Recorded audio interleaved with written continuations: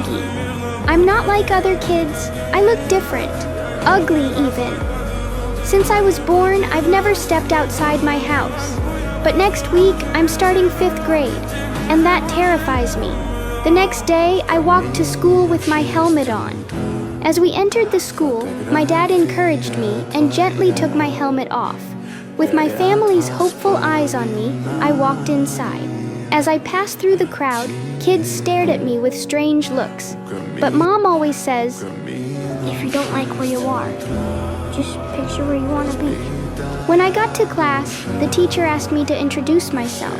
During that time, one kid said I looked like Darth Sidious. At lunch, that same kid walked up to me and said, "You eat like the Starlight Monster, my young Padawan." I felt crushed. In PE class, the kids pretended it was a game, but they all threw balls at me.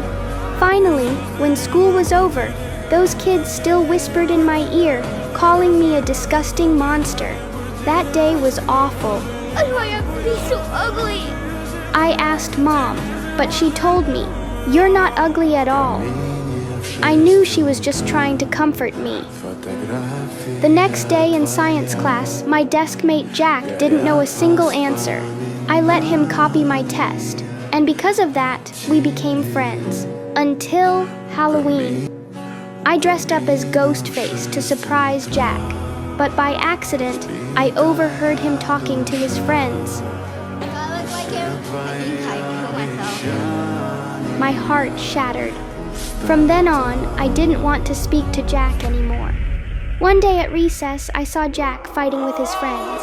I didn't know what happened between them. Later, in an online game, I got a message from Jack apologizing, and I forgave him. We became friends again. During a school field trip, Jack and I were walking together when a group of older kids came up and mocked my face. Jack stood in front of me, protecting me, but they shoved him to the ground. Even though I was scared, I couldn't let them hurt Jack again. Suddenly, a few boys from our class showed up and chased those kids away. It was the first time I ever stood side by side with friends.